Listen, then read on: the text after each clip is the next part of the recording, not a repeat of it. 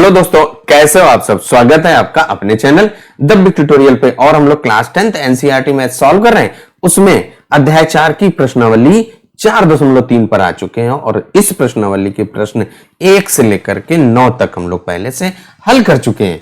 उनका लिंक आपको इस वीडियो के डिस्क्रिप्शन पे मिल जाएगा। अगर आप चैनल पर पहली बार हैं और वीडियो अगर आपको पसंद आए, चैनल को सब्सक्राइब कर लें, साथ में बेल आइकन भी इनेबल कर दें, जिससे कि आपको आने वाले वीडियो का नोटिफिकेशन भी प्राप्त हो सके। तो आज के इस वीडियो में जो हम लोगों के दो बचे हुए प्रश्न हैं, यानी प्रश्न 10 और प्रश्न 11, इन दो प्रश्नों को हल करने वाले। चलिए बिना किसी देर के सीधे हम लोग अपने टॉपिक पर आते हैं। और हम लोगों का जो टॉपिक है प्रश्न 10 क्या कह रहा है, मैसूर और बेंगलोर के बीच के 132 किलोमीटर यात्रा करने में एक एक्सप्रेस रेलगाड़ी सवारी गाड़ी से 1 घंटा कम समय लेती है। मध्य के स्टेशनों पर ठहरने का समय ध्यान में न लिया जाए। भाई जो बीच में जो स्टेशन पड़ते हैं, उन स्टेशनों पे जो गाड़ियां रुक रही हैं, भाई स्टेशन पे गाड़ी रुकती है ना, तो वहां पे जो गाड़ियां रुक रही हैं, वहां पे जो समय ले रही हैं, उस समय को नहीं गिना जा रहा है, उन पे नहीं ध्यान दिया जा रहा है। यदि एक्सप्रेस रेलगाड़ी की औसत चाल सवारी गाड़ी की औसत चाल से 11 किलोमीटर प्रति घंटा अधिक हो, भाई एक्सप्रेस जो ट्रेन होती है उसकी चाल तो अधिक होती ही है, सवारी गाड़ी भैया अपनी सवारी, तो वो आपकी 11 किलोमीटर एक्सप्रेस वाली की चाल अधिक है। तो दोनों रेलगाड़ियों की औसत चाल ज्ञात कीजिए। देखिए ये जो हम लोगों का प्रश्न 10 है वो आपका प्रश्न 8 के जैसा है। क्या कह रहा है, एक रेलगाड़ी की चाल समान चाल से 360 किलोमीटर जो तय करती थी, उसमें 5 किलोमीटर की स्पीड बढ़ा देता था। और यहाँ पे क्या है, दो गाड़ियां हो गई हैं। यहाँ पे क्या कह रहा है कि एक जो एक्सप्रेस वाली है उसका आपका सवारी गाड़ी से 11 किलोमीटर अधिक है। तो उसके लिए देखिए सबसे पहले हम लोग इसका कॉन्सेप्ट समझ लें कि हमें इस प्रश्न को कैसे हल करना है। तो देखिए क्या है, यहां पर मान लो आपके पास दो स्टेशन है ए और बी। ये आपका क्या कह रहा है, एक मैसूर और एक बेंगलोर है। तो यहाँ पे मैसूर को हम लोग एम से और बेंगलोर को बी से, इनके बीच की दूरी है वो कितनी है, 132 किलोमीटर। भाई अब यहाँ पे एक सवारी गाड़ी है, तो सवारी गाड़ी चलती है और फिर इसके बाद आपका एक एक्सप्रेस ट्रेन चलती है। भाई एक्सप्रेस ट्रेन चल रही है। अब यहाँ पे देखिए क्या है, इनके जो दूरी तय करने में, इनके द्वारा जो दूरी तय कर रही है उनका अंतर दिया गया। क्या कह रहा है, सवारी गाड़ी से 1 घंटा कम समय लेती है कौन, एक्सप्रेस ट्रेन। ये तो कह रहा है एक्सप्रेस गाड़ी। तो अब यहाँ पे क्या कह सकते हैं हम कि जो दोनों गाड़ियां समय ले रही हैं उनके बीच का अंतर कितना है, 1 घंटा है। और इसके बाद जिस गाड़ी की चाल अधिक होगी वो कम समय लेगी, और जिस गाड़ी की चाल अधिक होगी वो आपका कम समय लेगी, और जिसकी चाल कम होगी वो समय अधिक लेगी। यानी कि सवारी गाड़ी आपकी समय ज्यादा लेगी। आपने देखा भी होगा, आपने यात्रा की होगी तो देखा होगा सवारी गाड़ी आपकी खड़ी हो जाती है और एक्सप्रेस उसको क्रॉस कर देती है। तो यही यहाँ पर भी आपको कॉन्सेप्ट समझना है। तो यहाँ पे क्या है, ओ यहाँ पे देखिए क्या है भाई, आपका जो है एक सवारी गाड़ी है और एक एक्सप्रेस है। तो यहाँ पे देखिए क्या है, सवारी गाड़ी की चाल अगर हम लोग x किलोमीटर प्रति घंटा ले लें, अब आपकी जो एक्सप्रेस की चाल है वो क्या है, 11 किलोमीटर प्रति घंटा अधिक है। तो आपकी एक्सप्रेस गाड़ी की चाल कितनी हो जाएगी, x धन 11। तो यहाँ पे x धन 11 किलोमीटर, भाई कह रहा 11 किलोमीटर इसमें जोड़ दीजिए। अब आप इस पहली गाड़ी के द्वारा जो समय लगा वो पता लगाइए और इस गाड़ी के द्वारा जो समय लगता है उसको पता लगाना है। और दूरी आपकी वही रहती है, भाई सवारी गाड़ी भी 132 किलोमीटर तय कर रही है और जो एक्सप्रेस ट्रेन है वो भी आपकी जो है उतनी ही दूरी तय कर रही। अब यहाँ पे सवारी गाड़ी के द्वारा तो हम लोग समय बराबर दूरी बटे चाल पड़ा, वही लगा दीजिए। भाई क्या होगा, समय बराबर दूरी और बटे चाल, और दूरी आपकी 132 यहाँ पे, तो क्या हो जाएगा 132, चाल आपकी सवारी गाड़ी के लिए x हो जाएगा, और जो एक्सप्रेस ट्रेन होगी वो कितनी हो जाएगी 132 बटे x धन 11। भाई जो समय लगेगा दूरी बटे चाल, और फिर इनके बीच का जो अंतर है वो कितना है, 1 किलोमीटर। यही है आपका कॉन्सेप्ट। यहाँ पर 1 घंटा है ना, 1 किलोमीटर नहीं 1 घंटा। तो ये आपका 1 घंटा है। अब ये देखिए एक आपका समीकरण बनेगा, इसको हमें हल करना है, द्विघात समीकरण बनाना है और द्विघात समीकरण को हल करके आपको x का मान ज्ञात करना है। x आ जाएगा तो आपका सवारी गाड़ी की चाल आ जाएगी, उसमें 11 जोड़ देंगे तो आपका एक्सप्रेस की चाल आ जाएगी। यही कॉन्सेप्ट यहाँ पे हमें समझना है। चलिए अब नोट करके हल कर देते हैं। हम लोगों ने मान लिया, क्या माना भाई, माना सवारी गाड़ी की चाल x किलोमीटर प्रति घंटा है। अब सवारी गाड़ी से 11 किलोमीटर चाल आपकी एक्सप्रेस ट्रेन की है, तो क्या करेंगे, इसमें 11 जोड़ दीजिए तो आपकी एक्सप्रेस गाड़ी की चाल आ जाएगी। अब इसके बाद देखिए यहां से मैसूर और बेंगलोर है, उसके बीच की दूरी आपकी 132 किलोमीटर है। तो अब यहाँ पे इन दोनों गाड़ियों के द्वारा जो समय लगेगा उसको हम लोग यहाँ पर ज्ञात करेंगे। तो देखिए जो आपकी दूरी है वो 132 किलोमीटर ही है, तो सवारी गाड़ी के द्वारा लिया गया समय, समय बराबर क्या होता है, दूरी बटे चाल। समय आपका ज्ञात करना है, दूरी कितनी है 132 और इसके बाद चाल, हम लोग सवारी गाड़ी, तो सवारी गाड़ी की चाल कितनी है x किलोमीटर। तो यहाँ पर आपको क्या रखना है, x रख देना है। तो ये इतने घंटा आ गया, इतने घंटे आपकी जो सवारी गाड़ी लेगी। इसके बाद एक्सप्रेस वाली गाड़ी है, उसके द्वारा कितना समय लिया गया वो हम लोग ज्ञात करेंगे। तो एक्सप्रेस गाड़ी के द्वारा लिया गया समय, समय बराबर दूरी बटे चाल। समय आपका ज्ञात करना है, दूरी देखिए वही रहती है 132 किलोमीटर ही, चाल बदल जाती है, एक्सप्रेस चाल जो कितनी है x धन 11। तो यहाँ पे रख दीजिए भाई, क्या हो जाएगा x को 132 बटे x धन 11, इतने घंटा लगता है इस एक्सप्रेस ट्रेन के द्वारा लिया गया समय। अब क्या कह रहा है, इन दोनों के बीच का जो समय है उसका अंतर 1 घंटा। एक्सप्रेस ट्रेन आपकी 1 घंटा कम समय लेती है, ये समय आपका कम है और जो सवारी गाड़ी के द्वारा लिया गया समय ज्यादा है, तो इसको इससे घटा दीजिए, बराबर 1 कर देंगे। तो क्या हो जाएगा, सवारी गाड़ी के द्वारा लिया गया समय 132 बटे x है और माइनस एक्सप्रेस गाड़ी के द्वारा लिया गया समय x धन 11, 132 बटे x धन 11 और इनका अंतर कितना है 1 घंटा है। अब इसको आपको हल करना है, रैखिक समीकरण बनाना है। तो यहाँ पे देखिए हम लोग एलसीएम ले लेंगे, x और x धन 11। अब इसके बाद यहाँ से देखिए आपका 132 कॉमन आ रहा है, तो यहाँ पे क्या बचेगा, x से x कट गया, x धन 11 का इसमें गुणा कर दीजिए तो x धन 11। अब इसके बाद आपका माइनस, यहाँ पे देखिए x धन 11 सही है, x धन 11 कट गया, x का गुणा, यहाँ पे 1 कॉमन ले लिया तो 1 बचा, यहाँ पे आपका क्या बचेगा 1 x बचेगा और इसके बाद आपका 1 हल कर दीजिए, ये x से x कट जाएगा, 1 धन 1 ऋण का 11 बचा, यहाँ पे 132 गुणे 11 बटे इसका आप गुणा कर दीजिए तो क्या हो जाएगा x की घात 2 धन का 11, x बराबर 1 बटे 1। अब आप क्या करिए, तिरछा गुणा कर दीजिए भाई और तिरछा गुणा करके हल कर देना है।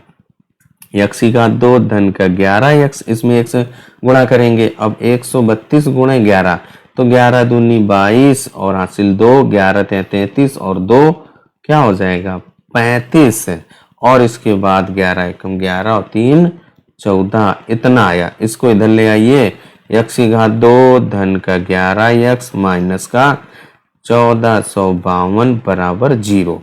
अब हमें ये आपका क्या हुआ, एक द्विघात समीकरण बन चुका है। इस द्विघात समीकरण को आपको हल करना है। हल करने के लिए आपको इसके गुणनखंड ज्ञात करने हैं। उसके लिए हम लोग क्या करेंगे, जो हमारे पास ये 1452 आया, ये क्या है 132 गुणे 11, तो यहाँ पे लिख दीजिए 132 गुणे 11।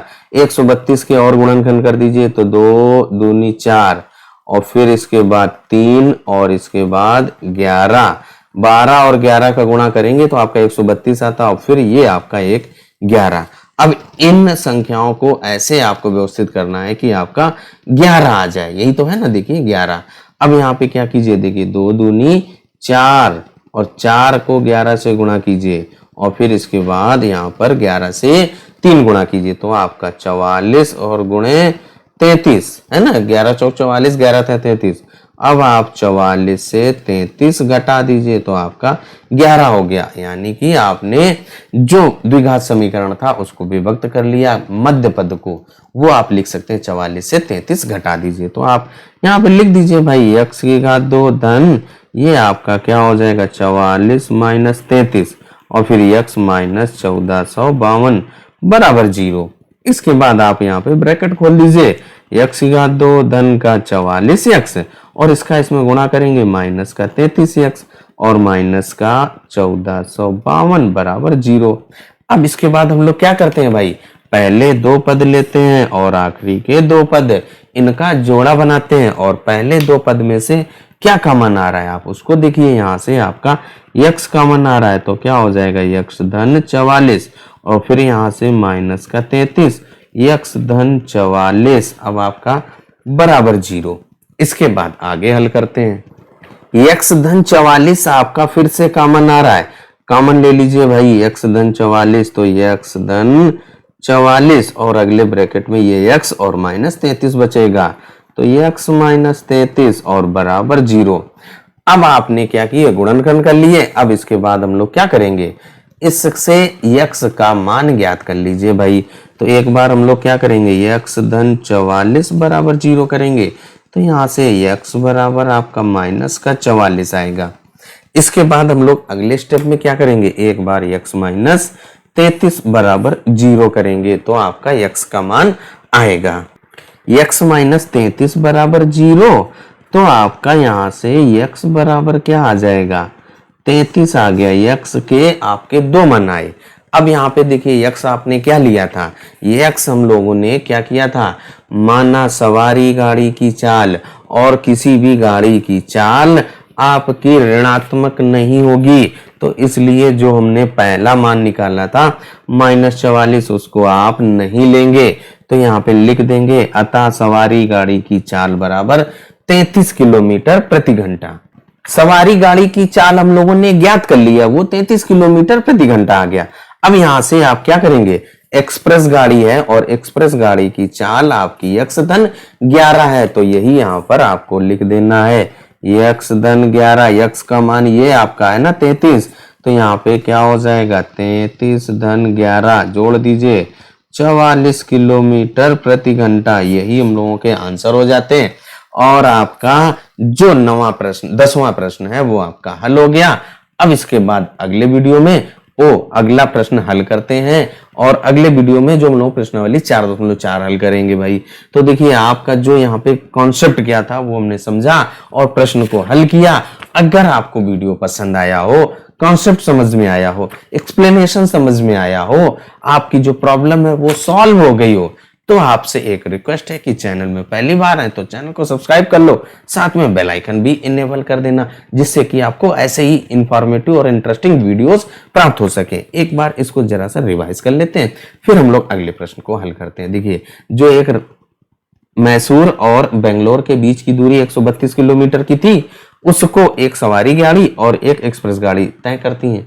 तो सवारी गाड़ी की चाल हम लोगों ने x किलोमीटर मानी थी और वहां से जो एक्सप्रेस गाड़ी है उसकी चाल सवारी गाड़ी से 11 किलोमीटर अधिक थी, तो इसलिए हमने उसमें x धन 11 किलोमीटर कर दिया, जोड़ दिया। अब इसके बाद जो दूरी 132 किलोमीटर थी, उस 132 किलोमीटर को सवारी गाड़ी कितना समय लेती है, वो आपका समय बराबर दूरी बट्टे चाल, तो 132 बट्टे x हो गया। और ऐसे ही आपने एक एक्सप्रेस गाड़ी की चाल ज्ञात कर ली, वो आपकी क्या है 132 बट्टे x धन 11, क्योंकि समय बराबर दूरी बट्टे चाल, दोनों में यही लगना था। अब आपने क्या किया, इनके बीच में जो कह रहा है कि जो एक्सप्रेस गाड़ी है वो 1 घंटा कम समय लेती है, यानी कि सवारी गाड़ी ज्यादा समय लेती है। बिल्कुल सही बात यही होता ही है कि सवारी गाड़ियां जो भी होती हैं वो समय ज्यादा लगाती हैं, एक्सप्रेस गाड़ी कम समय लगाती है। इसीलिए तो मोस्टली लोग जो है एक्सप्रेस ट्रेन पर बैठना पसंद करते हैं, क्योंकि हमें समय कम रहता है, जल्दी पहुंचना होता है, तो यहीं पे सब एक्सप्रेस ट्रेन पकड़ लेते हैं। तो अब देखिए यहाँ पे क्या है, इन दोनों के बीच का समय का अंतर कितना है, 1 घंटे का है। तो हमने क्या किया, जो सवारी गाड़ी और एक्सप्रेस गाड़ी दोनों के समय को घटा दिया, बराबर 1 कर दिया और इसके बाद इसको हल कर दिया। वहां से आपका एक द्विघात समीकरण बना और वो आपका यहाँ से गुणनखंड विधि से इसके हमने हल कर दिए। हल करने के बाद x का मान ज्ञात किया और x का 2 मान आया, एक आया माइनस का 44 और एक आया आपका 33।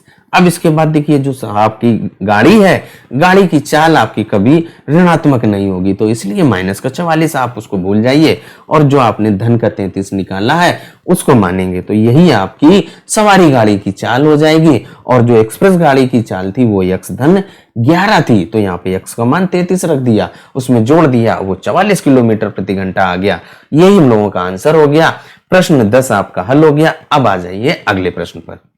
प्रश्नावली 4.3 का जो आखिरी प्रश्न आपका क्या कह रहा है, दो वर्गों के क्षेत्रफलों का योग 468 मीटर स्क्वायर है, यदि उनके परिमापों का अंतर 24 मीटर हो तो दोनों वर्गों की भुजाएं ज्ञात कीजिए।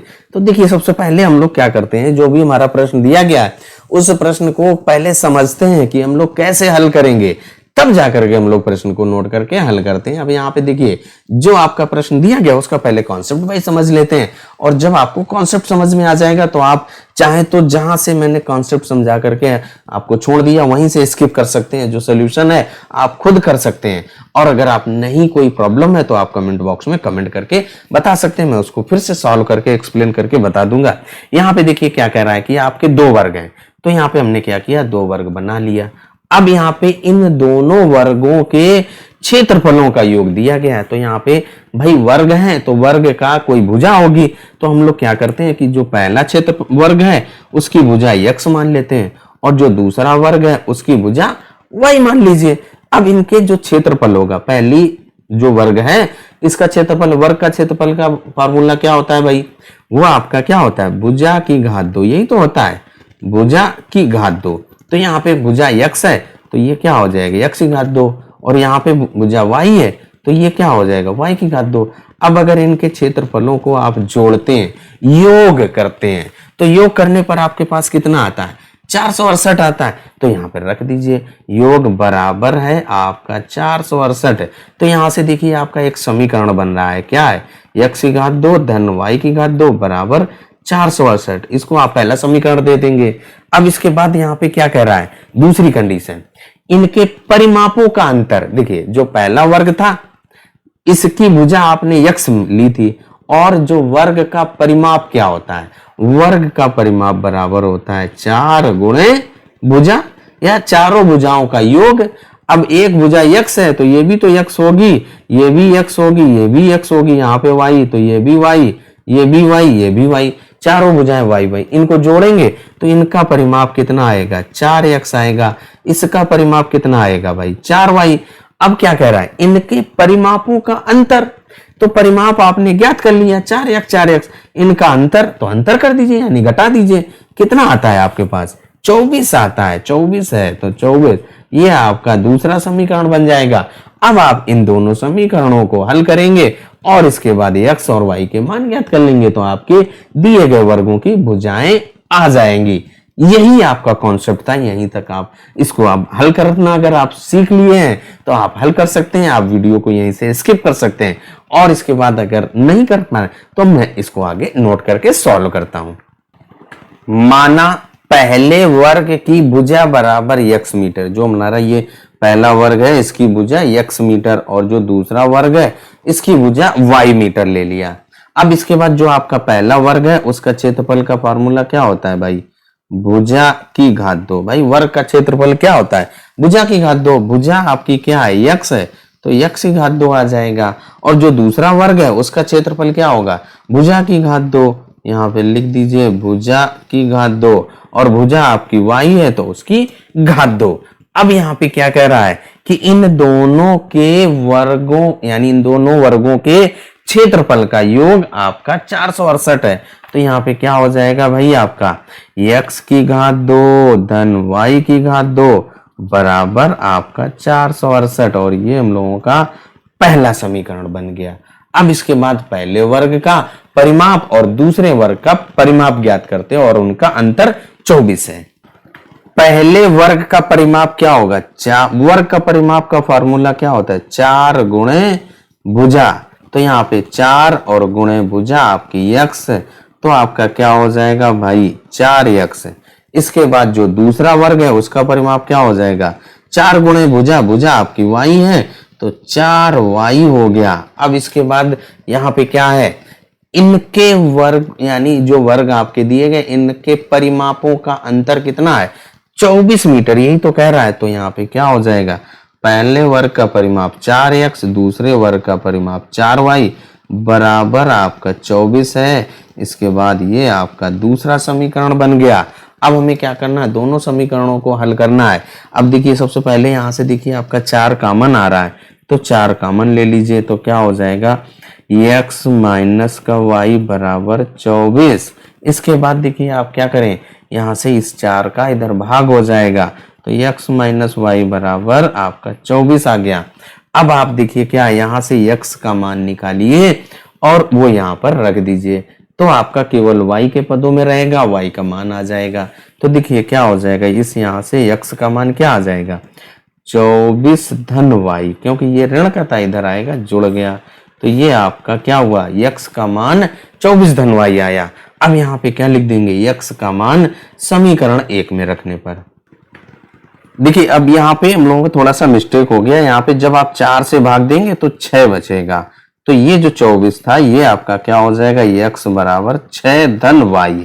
ये मान आप क्या करेंगे, जो हम लोगों का समीकरण फर्स्ट यानी पहला समीकरण है x की घात 2 धन y की घात 2 बराबर 468, यही तो है हम लोगों का पहला समीकरण।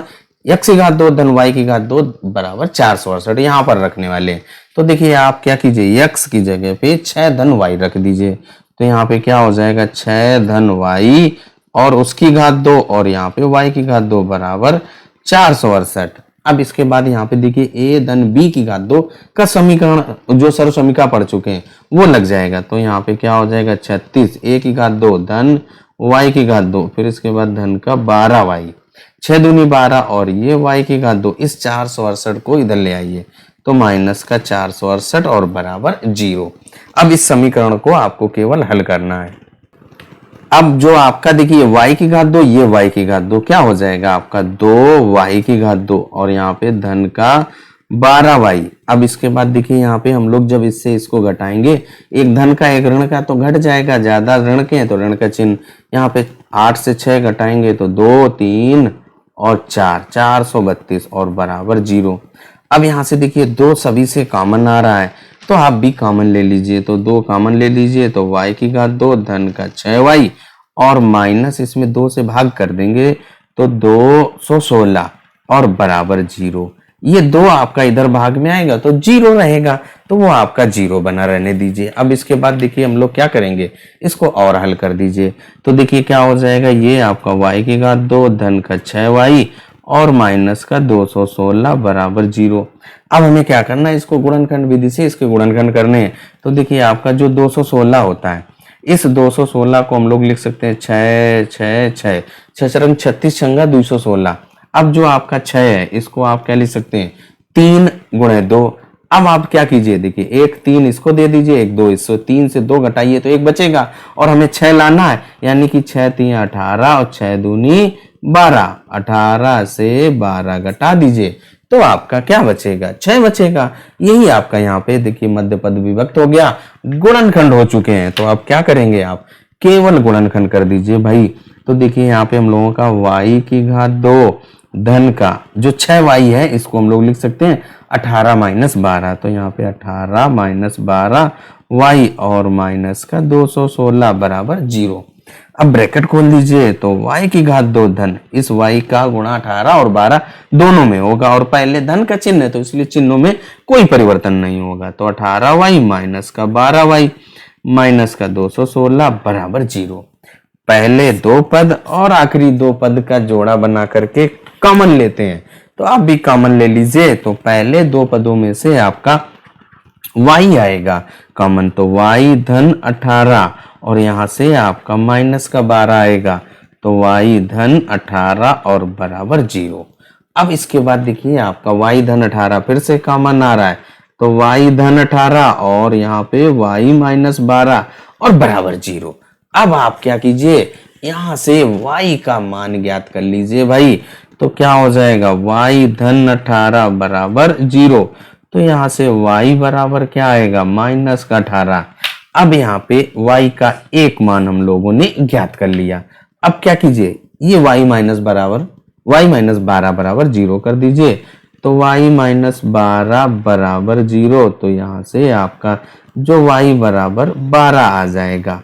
y के दो मान आ गए। अब आपने y क्या लिया था ये तो ध्यान करें। तो y हम लोगों ने क्या किया था, ये हमारा जो वर्ग लिए थे उसमें दूसरे वर्ग की भुजा थी। तो वर्ग की भुजा कभी आपके माइनस में नहीं आएगी, कभी ऋणात्मक में नहीं आएगी, इसलिए आप क्या करेंगे, इसको भूल जाएंगे। अब यहां से केवल आप y बराबर 12 ही लेंगे। अब इस y का मान हम लोग क्या करेंगे, जो हमारे पास दूसरा समीकरण ये था x माइनस वाई बराबर 6, क्या था, x माइनस वाई बराबर 6, यहां पर रखना है आपको। तो इसमें जब रख देंगे y का मान तो x आ जाएगा और दोनों भुजाएं आपकी ज्ञात हो जाएंगी। अतः आपका जो दूसरा वर्ग था उसकी भुजा कितनी हो गई, 12 मीटर। अब इसके बाद जो y का मान आपने ज्ञात कर लिया, ये 12 यही लिया, धनात्मक वाला ही। तो ये आप x माइनस वाई बराबर 6 आपने एक समीकरण बनाया था वहीं पर रख दीजिए। तो आपका क्या हो जाएगा, देखिए x माइनस वाई का मान आपने 12 ज्ञात किया, तो ये यहाँ पर रख दीजिए। तो 12 बराबर 6, 12 को आप इधर ले जाएंगे यानी लेफ्ट से राइट, तो ये आपका क्या हो जाएगा, धनात्मक हो जाएगा। तो यहाँ से x बराबर 6 धन 12, तो x बराबर 18 और x क्या था हम लोगों का, जो आपका पहला वर्ग था। तो पहले वर्ग की भुजा x मीटर, तो यहाँ पे लिख देंगे। अतः पहले वर्ग की भुजा बराबर 18 मीटर आ गया। इस तरीके से जो हम लोगों की प्रश्नावली 4.3 है वो पूरी हो जाती है। उसके सभी प्रश्नों को हमने हल कर लिया है। वीडियो अगर आपको पसंद आया और चैनल पर पहली बार है और अभी तक चैनल को सब्सक्राइब नहीं किया तो भाई सब्सक्राइब भी कर लो। चलिए तब तक अपना ख्याल रखें, स्वस्थ रहें, मस्त रहें। मिलते हैं अगले वीडियो में अगली प्रश्नावली 4.4 के साथ।